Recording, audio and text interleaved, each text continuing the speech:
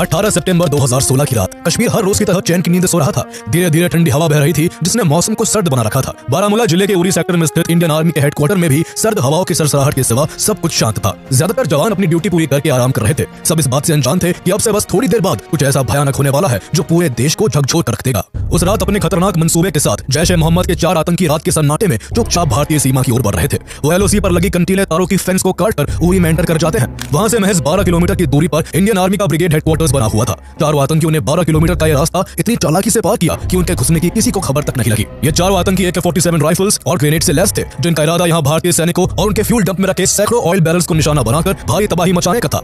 आतंकियों ने हमले के लिए यह दिन भी काफी सोच समझ कर चुना था, क्योंकि उस दिन वहाँ बिहार रेजिमेंट और डोगरा रेजिमेंट दोनों की ही बटालियन मौजूद थी। दरअसल इस ब्रिगेड में तैनात रेजिमेंट पीर पंजाल की ऊंची चोटियों की सुरक्षा करती है, जिसे हर 2 साल में किसी दूसरी रेजिमेंट से बदल दिया जाता है। ऐसे में डोगरा रेजिमेंट की 10वीं बटालियन के 2 साल खत्म हो रहे थे और बिहार रेजिमेंट की 6ठी बटालियन उनकी जगह लेने आई हुई थी। नए जवानों को वहाँ के इलाकों की जानकारी और जरूरी ट्रेनिंग देने के लिए डोगरा रेजिमेंट के जवान भी कुछ और दिनों के लिए उनके साथ रुके हुए थे। इस वजह से वहाँ सैनिकों की संख्या बाकी दिनों से ज्यादा थी और इसलिए आतंकियों ने हमले के लिए ये दिन चुना था। सैनिकों की ज्यादा तादाद होने की वजह से बिहार रेजिमेंट के कुछ जवान टेम्परेरी टेंट में सो रहे थे कि तभी सुबह 5:30 बजे आतंकियों ने उन पर ग्रेनेड्स और गोलियों की बौछार कर दी। केवल 3 मिनट में जवानों के टेंट पर 17 ग्रेनेड्स फेंककर यहाँ भयंकर आग लगा दी गई। कुछ ही समय में उसी आग में बुरी तरह झुलसकर 13 जवान शहीद हो गए। टेंट्स के पास जो फ्यूल स्टोरेज एरिया था, जहाँ 200-200 लीटर के सैकड़ों ऑयल बैरल्स रखे हुए थे, वहाँ भी आतंकियों ने एक ग्रेनेड फेंका, जिससे वहाँ एक जोर का धमाका हुआ और आग चारों तरफ फैल गई। अभी डोगरा रेजिमेंट के एक 19 साल के जवान की नजर उन चारों आतंकियों पर पड़ी। उन्हें देखते ही वो अकेले ही चारों आतंकियों से भिड़ गया और जल्द ही एक आतंकी को मौत के घाट उतार दिया। इस खूनी हलचल और आगजनी को देख और भी कई जवान वहाँ पहुंचे, जिन्होंने आतंकियों को निशाना बनाना शुरू कर दिया। अपनी जान बचाने के लिए आतंकी चारों तरफ फैले धुएं का फायदा उठाकर सेकंड फ्लोर पर बनी बैरक में जाकर छुप गए। वहाँ भारतीय जवानों और आतंकियों के बीच लगभग 6 घंटे तक गोलीबारी हुई, जिसमें भारतीय जवानों ने बाकी बचे 3 आतंकियों को भी मार गिराया। इस पूरे हमले में जहाँ 18 सैनिकों ने अपनी जान गंवाई, तो वही करीब 30 जवान बुरी तरह से घायल हो गए थे। भारतीय सेना पर अब तक का सबसे बड़ा आतंकी हमला था। अपने 18 जवानों को खोने से पूरा देश सदमे और गुस्से में था। आतंकियों के पास मिले हथियार और GPS सेट साफ गवाही दे रहे थे कि आतंकी पाकिस्तान से आए थे। इसके बाद देश भर में आतंक और पाकिस्तान के खिलाफ ऑल आउट वॉर की मांग जोर पकड़ने लगी थी। इससे 8 महीने पहले 1 जनवरी 2016 को भी पठानकोट एयरबेस पर 6 आतंकियों ने ऐसा ही एक आत्मघाती हमला किया था, जिसमें 6 भारतीय सैनिकों को अपनी जान गंवानी पड़ी थी। एक ही साल में 2 आतंकी हमलों से भारत सरकार को समझ आ चुका था कि आतंकियों को उन्हीं की भाषा में जवाब देना पड़ेगा। इसके बाद भारतीय सेना उरी अटैक के जवाब में एक ऐसी सर्जिकल स्ट्राइक को अंजाम देने वाली थी, जिसकी गूंज से पाकिस्तान और उसके आतंकियों के होश उड़ने वाले थे। इंडियन आर्मी इस बार वो करने जा रही थी जो इससे पहले कभी नहीं हुआ था। इस बार भारतीय सेना LOC को पार कर दुश्मन को उसके ही घर में घुसकर मौत के घाट उतारने वाली थी। 13 पर आतंकवादियों ने अब तक का सबसे बड़ा हमला किया। 4 militants snuck up to the army base. Counter action, 4 terrorists have been eliminated, and to salute the sacrifice of 17 soldiers who were martyred in the operations. The Indian Army conducted surgical strikes last night at these 1 camps. जब कोई terrorism export करने का उद्योग बना करके बैठा हो, मेरे देश के निर्दोष नागरिकों को मौत के घाट उतार दिया जाता हो, तो ये मोदी है, उसी भाषा में जवाब देना जानता है। उरी में हुए आतंकी हमले और इसमें शहीद हुए 18 सैनिकों की खबर से भारत सरकार और भारतीय सेनाओं में हड़कंप मचा हुआ था। हमले के तुरंत बाद डिफेंस मिनिस्टर मनोहर पारिकर और आर्मी चीफ दलबीर सिंह सुहाग ने श्रीनगर पहुंचकर पूरी स्थिति का जायजा लिया। उस समय लेफ्टिनेंट जनरल सतीश दुआ कश्मीर कोर के कमांडर थे, इसलिए इस हमले की पूरी ब्रीफिंग उन्होंने ही डिफेंस मिनिस्टर को दी। सतीश दुआ इस हमले की वजह से बेहद आहत थे। वो चाहते थे कि सीमा पार से बार-बार हो रहे इन आतंकी हमलों का जवाब सैन्य कार्रवाई से दिया जाए। इसलिए उन्होंने डिफेंस मिनिस्टर से कहा कि सर, अगर आप हाँ कह दे तो भारतीय फौज LOC को पार कर आतंकियों और उनके ठिकानों का वो हाल करेगी जो उन्होंने किसी बुरे सपने में भी नहीं सोचा होगा। डिफेंस मिनिस्टर मनोहर पारिकर हर पहलू को ध्यान में रखकर हर एक पॉसिबिलिटी के बारे में जानना चाहते थे। उन्होंने सतीश दुआ से कहा कि सीमा पार इस सैन्य कार्रवाई में वहां के किसी भी आम नागरिक की जान ना जाए और साथ ही इस ऑपरेशन को अंजाम देने वाले किसी भी इंडियन सोल्जर की कैजुअलिटी ना हो। इस पर सतीश दुआ ने जवाब दिया कि आम नागरिकों की सुरक्षा की गारंटी तो दी जा सकती है, लेकिन युद्ध में सिपाहियों की जिंदगी की कोई गारंटी नहीं होती। उरी में अपने जवानों की दर्दनाक मौत से डिफेंस मिनिस्टर भी आतंकियों का खात्मा चाहते थे, इसलिए काफी सोच विचार के बाद उन्होंने मराठी में केवल एक शब्द कहा, बरोबर। जनरल दुआ के लिए इतना जवाब काफी था। अब बस केवल सरकार की तरफ से फाइनल सिग्नल का इंतजार था। इस बीच सेना ने जवाबी कार्रवाई के लिए अपनी तैयारी शुरू कर दी। आतंकी पाकिस्तान से आए थे, इसलिए भारत सरकार पहले पाकिस्तान से इस हमले को लेकर जवाब चाहती थी। इसे लेकर 21 सितंबर 2016 को भारत के then foreign secretary Subrahmanyam Jaishankar ने पाकिस्तान के हाई कमिश्नर अब्दुल बासित को समन कर हुई हमले में पाकिस्तान के शामिल होने के कई एविडेंस दिए, लेकिन हर बार की तरह इस बार भी पाकिस्तान मुकर गया और उसने इस हमले में अपना हाथ होने से इनकार कर दिया। पाकिस्तान बातों से मानने वाला नहीं था, इसलिए भारत सरकार उसे उसी की भाषा में समझाने का मन बना चुकी थी। इसको लेकर प्राइम मिनिस्टर नरेंद्र मोदी ने home minister Rajnath Singh, national security adviser Ajit Doval, defence minister Manohar Parrikar और आर्मी चीफ दलबीर सिंह सुहाग के साथ एक हाई लेवल इमरजेंसी मीटिंग की। इस मीटिंग में तय किया गया कि इस बार इंडियन आर्मी अपने जवानों की शहादत का बदला सीमा पार जाकर दुश्मनों को मौत की नींद सुला कर लेगी। गवर्नमेंट से फुल हैंड मिलने के बाद आर्मी चीफ सीमा पार सर्जिकल स्ट्राइक के लिए जरूरी इंफॉर्मेशन जुटाने में लग गए। पिछले 25 सालों में इंडियन आर्मी ने टेररिज्म से निपटने के लिए पीओके में एक स्ट्रॉन्ग इंटेलिजेंस नेटवर्क तैयार कर लिया था, जो दुश्मनों पर नजर बनाए रखता था। पूरी अटैक के बाद इस नेटवर्क की अहमियत काफी बढ़ गई थी। इसके बाद पीओके की तरफ से हो रही हर एक्टिविटी की जानकारी इंटेलिजेंस नेटवर्क के थ्रू लगातार भारत पहुंचने लगी थी। यहाँ से मिल रही इंटेल को सैटेलाइट द्वारा खींची गई इमेजेस से वेरीफाई किया जा रहा था, जिसमें सीमा पार दुश्मन के कैंपों की स्थिति, उनके सुरक्षा इंतजाम और आगे भारत की ओर से किए जाने वाले ऑपरेशन के लिए हर एक मुमकिन रास्ते को तलाशा जा रहा था। इस दौरान सैटेलाइट्स और ड्रोन्स की मदद से आतंकियों और उनके लॉन्च पैड्स की संख्या का पता लगा लिया गया। आर्मी की तैयारियों के बीच मीडिया में पूरी अटैक को लेकर चर्चा जोरों पर थी,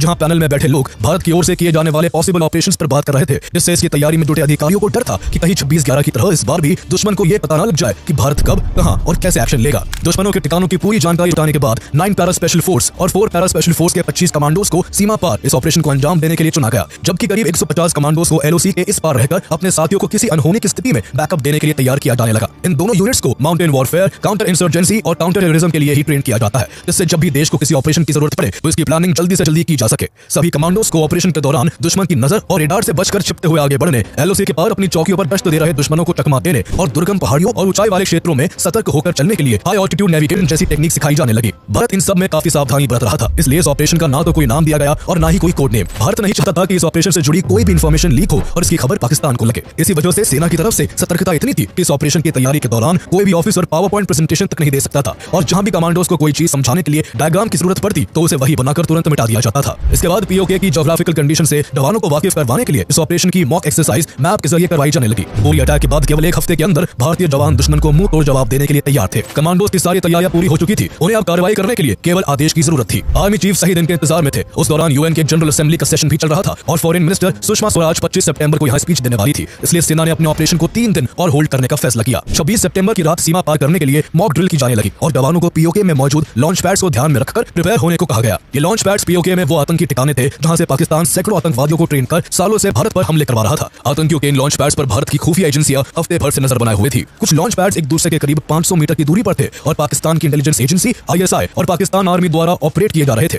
सभी टीम अपने अपने कामों में जुटी हुई थी और इस दौरान ही उन्हें पता लगा कि लॉन्च पैड से कुछ दूरी पर पाकिस्तान आर्मी की 8 पोस्ट है। पूरी अटैक के वक्त यहाँ पाकिस्तान की तरफ से काफी हलचल देखी जा रही थी, लेकिन हमले के बाद उन सभी पोस्ट में पाकिस्तानी आर्मी की तरफ से कोई एक्टिविटी नहीं थी, इसलिए भारतीय सेना इन्हें फिर से एक्टिव होने से पहले ही यहाँ ऑपरेशन को अंजाम देना चाहती थी। कमांडोज द्वारा लगातार कई दिनों की जबरदस्त तैयारी के बाद आखिरकार 28 सितंबर का दिन आ गया। सर्जिकल स्ट्राइक के लिए 28 सितंबर की रात का वक्त चुना गया। इसकी जानकारी सेना और सरकार के केवल कुछ ही चुनिंदा लोगों को दी गई। एक ही समय पर भारत की 2 यूनिट्स पीओके के अंदर एक दूसरे के करीब 250 किलोमीटर की दूरी पर ऑपरेशन को अंजाम देने वाली थी, इसलिए सभी कमांडोज को सबसे पहले हेलीकॉप्टर से एलओसी के पास पहुंचाया जाना था। इस ऑपरेशन के लिए पीओके के भिमर, केल, हॉट स्प्रिंग और लीपा में सिचुएटेड 7 लॉन्च पैड्स की निशानदेही की गई थी, जो एलओसी से लगभग 3 किलोमीटर की दूरी पर थे। पीओके के अंदर दाखिल होते ही दोनों यूनिट्स को 3 से 4 टीमों में डिवाइड होकर इन टारगेट्स तक पहुंचना था। ऑपरेशन से पहले कुछ रिकॉनेसेंस पार्टीज को उन जगहों की रेकी के लिए आगे भेजा गया, जिनका काम ऑपरेशन को अंजाम देने वाली दोनों यूनिट्स को आगे के खतरों से अवेयर करवाकर उन्हें सुरक्षित रास्ता प्रोवाइड करना था। ऐसे में इन पार्टीज को लग रहा था कि उन्हें रात के वक्त लौटने के आदेश दे दिए जाएंगे, लेकिन ऑपरेशन के शुरू होने के बाद उन्हें मेन टीम के साथ मर्ज कर आगे बढ़ने का आदेश दिया गया। इस डिसीजन के चलते ऑपरेशन में शामिल कमांडोज की संख्या बढ़ गई, जिससे वो और भी ज्यादा इफेक्टिवनेस और कोऑर्डिनेशन के साथ अपने मिशन को अंजाम दे सकते थे। 28 सितंबर की रात 8:30 बजे पैरा एसएफ की दोनों यूनिट्स जवाबी कार्रवाई के लिए पीओके में दाखिल हो जाती है। 4 पैरा एसएफ के कमांडोज ने कुपवाड़ा सेक्टर से सीमा पार की, वहीं 9 पैरा एसएफ के जवान पूंछ सेक्टर से पीओके में घुसते हैं। सभी जवान Tavor assault rifle, M4 carbine, under barrel grenade launcher, Galil sniper rifles और Instalaza C90 disposable grenade launcher से लैस थे। इस दौरान उनके पास रात के अंधेरे में देखने के लिए नाइट विजन डिवाइस और साथ ही में हेलमेट माउंटेड कैमरास थे, जो इस मिशन की लाइव मॉनिटरिंग कर रहे थे। इसके अलावा एक ड्रोन भी कमांडोज के साथ चल रहा था, जो इस पूरे ऑपरेशन की डायरेक्ट फीड कमांड सेंटर तक पहुंचा रहा था। पीओके में एंटर करते ही दोनों यूनिट्स के सभी कमांडोज पूरी सावधानी से अपने अपने रास्ते पर आगे बढ़ रहे थे, क्योंकि थोड़ी सी भी चूक पूरे ऑपरेशन को फेल कर सकती थी। सभी कमांडोज को इंटरसेप्शन से बचने के लिए रेडियो कम्युनिकेशन की सख्त मनाही थी। इसके बजाय उन्हें शॉर्ट रेंज के वॉकी टॉकी का इस्तेमाल करना था। कमांडोज इतने हाईली स्किल्ड थे कि ऐसी सिचुएशन में भी उन्हें तालमेल बिठाने में कोई दिक्कत नहीं आ रही थी। कुछ दूर चलने के बाद पहली यूनिट एक ऐसे मोड़ पर पहुंची जहां से टारगेट वाली जगह के लिए 2 रास्ते जाते थे। एक रास्ता छोटा था, लेकिन वो एक गांव के बहुत नजदीक से होकर जाता था, जबकि दूसरा रास्ता थोड़ा लंबा था, लेकिन ज्यादा सूटेबल था। इसकी इन्फॉर्मेशन कमांड सेंटर तक पहुंचाई गई, जहां मौजूद ऑफिसर सही रास्ते के चुनाव को लेकर कंफ्यूज थे कि कमांडोज को किस रास्ते से आगे बढ़ाया जाए। समय तेजी के साथ निकलता जा रहा था और फैसला जल्दी लेना था, इसलिए तय हुआ कि लंबे रास्ते को तरजीह दी जाए, क्योंकि गांव वाले रास्ते में अगर कमांडोज को देख एक कुत्ता भी भौंक देता तो पाकिस्तानी आर्मी को भारतीय कमांडोज की लोकेशन का पता चल सकता था और एक झटके में सारा प्लान चौपट हो सकता था। इसके बाद सभी कमांडोज पैदल ही दूसरे रास्ते पर आगे बढ़ते रहे। इसी रास्ते को फॉलो करते हुए थोड़ी देर बाद सभी घने जंगल में दाखिल हो गए, जो काफी डेंजरस था और जहां आतंकी जमीन के अंदर माइंस बिछा कर रखते थे। कठिन परिस्थितियों के बावजूद कमांडोज एक एक कदम फूंक फूंक कर रख रहे थे। अब उन्हें बस एक ही चीज का इंतजार था और वो था अपने साथियों का इंतकाम, जिससे जल्द ही दुश्मन अपनी जान देकर चुकाने वाले थे। सभी कमांडोज अपनी अपनी पोजीशन लेने के लिए आगे बढ़ ही रहे थे कि तभी पाकिस्तान की आर्मी पोस्ट की तरफ से उस एरिया को लाइट अप करने के लिए इल्यूमिनेशन राउंड्स फायर शुरू हो गए। पूरा इलाका रोशनी से जगमगा उठा। ये देखकर भारतीय कमांडोज के पैर जहां थे वहीं रुक गए। सभी के दिल में एक ही डर था कि अगर देख लिए गए तो कहीं पूरा ऑपरेशन चौपट ना हो जाए। ऐसी सिचुएशन में उन्हें तुरंत ऑपरेशन की शुरुआत करनी पड़ती, जिसके लिए वो भी सही पोजीशन में नहीं थे। दरअसल ये पाकिस्तान की तरफ से एक रूटीन राउंड्स फायरिंग थी, जिसे हर रात दोहराया जाता था ताकि वो रात के वक्त अपने दुश्मनों की ओर से होने वाली किसी भी एक्टिविटी को पहले से भांप सके। कुछ देर के इंतजार के बाद अचानक पाकिस्तान की ओर से ये इल्यूमिनेशन राउंड्स फायरिंग रुक गई, लेकिन यूनिट कमांडर ने सेफ्टी को इंश्योर करने के लिए 20 मिनट और इंतजार करने का निर्णय लिया। इसके बाद पहली यूनिट दो हिस्सों में बंटकर अपने अपने टारगेट की ओर बढ़ने लगी। रात के घने अंधेरे में भी उनके हौसले सातवें आसमान पर थे और दिल में देश के लिए कुछ बड़ा कर गुजारने की तमन्ना थी। सभी कमांडोज पेट के बल रेंगते हुए दुश्मन की लॉन्च पैड के करीब आ गए थे। रात ढलने को थी, अंधेरा छटने लगा था और टारगेट खुली आंखों से सामने दिखाई दे रहा था। बस देरी थी कमांड सेंटर से ऑपरेशन को शुरू करने के ग्रीन सिग्नल की। पूरे ऑपरेशन को भारत में बैठकर मॉनिटर कर रहे आर्मी के कमांड सेंटर ने टारगेट पर अटैक की मंजूरी दे दी। तभी पहली यूनिट के कमांडर ने अपने नाइट विजन डिवाइस से लॉन्च पैड्स के पास पहरा दे रहे 2 आतंकियों को डिटेक्ट कर लिया। ऐसे में 2 कमांडोज ने बाकी के साथियों को बैकअप देने का काम किया और अपनी जगह से ही पहरा दे रहे आतंकियों पर अंधाधुंध फायरिंग शुरू कर दी, जिससे बाकी कमांडोज तेजी के साथ बिना किसी रुकावट के आगे बढ़ते चले गए। इस दौरान सभी थोड़ा झुककर दौड़ते हुए गोलीबारी करते हुए ठिकाने की ओर बढ़ रहे थे। सभी ने एक साथ कई ग्रेनेड्स दुश्मनों के लॉन्च पैड पर दाग दिए, जिससे कई आतंकवादी चंद मिनटों में ही मारे गए। बाकी बचे आतंकियों को भी जवाबी कार्रवाई का कोई मौका न देते हुए कमांडोज ने करीब आधे घंटे के अंदर सभी को मौत के घाट उतार दिया। वही पहली यूनिट की दूसरी टीम के कमांडोज अपने काम को खत्म कर अपने दूसरे साथियों के पास लौटने लगे कि तभी उन्होंने देखा कि 2 आतंकी पीछे से छुपकर भारतीय सैनिकों पर हमला करने की कोशिश कर रहे हैं। साथियों को बचाने के लिए इन सभी ने तेज दौड़ लगा दी और कुछ ही देर में दोनों आतंकियों के काफी करीब आ गए। इस बीच आतंकियों ने भी कमांडोज को देख लिया, लेकिन उन्होंने जैसे ही फायर करने के लिए अपनी AK-47 उठानी चाहिए, उससे पहले ही भारतीय कमांडोज ने अपनी Beretta 9mm semi automatic pistol से अंधाधुंध फायरिंग कर दोनों को वही मिट्टी में मिला दिया। पहली यूनिट अपने इरादों में सफल हो चुकी थी। टीम लीडर ने इस ऑपरेशन में शामिल अपनी यूनिट के सभी साथियों को काउंट किया। सभी एकदम सुरक्षित थे। पाकिस्तान की तरफ से जवाबी कार्रवाई की पॉसिबिलिटीज को देखते हुए जल्दी ही सभी कमांडोज वापस भारतीय सीमा में लौट आए। कमांड सेंटर में मौजूद lieutenant general Nimbhorkar, lieutenant general Hooda और लेफ्टिनेंट जनरल सतीश दुआ अपने कमांडोज की सफलता पर खुश थे, लेकिन अब भी उन्हें ऑपरेशन की दूसरी यूनिट के लौटने का इंतजार था। दूसरी यूनिट को अपने टारगेट तक पहुंचने के लिए POK के काफी अंदर तक जाना था, इसलिए उन्हें अपने टारगेट तक पहुंचने में सुबह का समय हो चुका था। दूसरी यूनिट के कमांडोज भी टुकड़ों में बढ़कर दुश्मन के कुछ बड़े एडमिनिस्ट्रेटिव बेसेस और कई लॉन्च पैड्स पर हमला करने के लिए काफी होशियारी से आगे बढ़ रहे थे। कुछ ही देर में कमांडोज टारगेट्स के पास पहुंच गए। वहां उन्हें लॉन्च पैड्स के गेट पर कुछ आतंकी पहरेदारी करते दिखे, जिन्हें अगले पल होने वाले किसी हमले की कोई खबर नहीं थी। जरा भी समय बर्बाद किए बिना दूसरी यूनिट ने अपने घातक हथियारों से आतंकियों पर फायरिंग शुरू कर दी। यहाँ वो दुश्मन और उनके लॉन्च पैड्स को उड़ाने के साथ साथ वहाँ मौजूद उनके गोला बारूद के डिपो को भी निशाना बनाना चाहते थे। एक लॉन्च पैड के पास ही बहुत सारा डीजल और पेट्रोल रखा हुआ था। भारतीय कमांडोज ने रॉकेट लॉन्चर से उस पर हमला कर दिया, जिससे वहाँ जोरदार धमाका हुआ। बैरक में भयंकर आग लग गई, जिससे कई आतंकी एक के बाद एक वहीं ढेर हो गए। धमाकों की आवाजों से दूसरी बैरक के कुछ आतंकवादी जाग गए, लेकिन इस अचानक हुए हमले से उन्हें संभलने का कोई मौका नहीं मिला। भारतीय कमांडोज की गोलियों की बौछार से बचने के लिए वो बेबस होकर इधर उधर भागने लगे। इस दौरान भी उनमें से कईयों को गोलियां लगी और वो सब वही अपनी जान गंवा बैठे। भयंकर धमाकों और गोलियों की तड़तड़ाहट से पूरा इलाका थर्रा उठा था। अब तक कई आतंकी भी अलर्ट होकर भारतीय कमांडोज पर गोलीबारी करने लगे थे, लेकिन भारतीय कमांडोज के आगे वो कहीं नहीं टिक पाए। दर्जनों आतंकियों और उनके लॉन्च पैड्स को डिस्ट्रॉय कर दूसरी यूनिट का ऑपरेशन भी कामयाब हो चुका था। ऑपरेशन को अंजाम देने के बाद दूसरी यूनिट तेजी से वापस भारतीय सीमा की ओर बढ़ने लगी। अब उन्हें पहाड़ी इलाकों से गुजरते हुए 4 से 5 किलोमीटर की दूरी तय करनी थी। चूंकि सुबह का सूरज निकल आया था, इसलिए दिन के उजाले में उनके लिए भारतीय सीमा में लौटना काफी चैलेंजिंग था। उधर भारत में कमांड सेंटर में मौजूद ऑफिसर्स काफी चिंतित थे और उनके मन में तरह तरह के सवाल उठने लगे थे। उन्हें डर था कि कहीं भारत के ऑपरेशन की खबर लगते ही पाकिस्तान अपनी एयरफोर्स का इस्तेमाल ना कर ले। ऐसे ही कई अंदेशों के बीच तेजी से लौट रहे कमांडोज में से एक का पैर लैंडमाइन पर पड़ गया, जिसमें 2 कमांडोज घायल हो गए। हालांकि चोट ज्यादा गंभीर नहीं थी, इसलिए बाकी के कमांडोज ने उन्हें सहारा देते हुए बिना रुके भारतीय सीमा की ओर बढ़ना जारी रखा। LOC के पास भारतीय सीमा में बैकअप टीम के पैरा कमांडोज अपने साथियों के लौटने का बेसब्री से इंतजार कर रहे थे। कुछ ही देर बाद उन्हें LOC की तरफ बढ़ते कमांडोज दिखाई देने लगे। वो बस LOC के पास पहुंचने ही वाले थे कि तभी पाकिस्तान की तरफ से गोलीबारी की जाने लगी। बैकअप टीम ने अपने साथियों को सेफली एंटर कराने के लिए तुरंत आगे बढ़कर मोर्चा संभालते हुए पाकिस्तानी सैनिकों पर भयंकर फायरिंग शुरू कर दी। इस गोलीबारी में पाकिस्तान के 2 सैनिक मारे गए, जबकि कई सैनिक बुरी तरह जख्मी हो गए।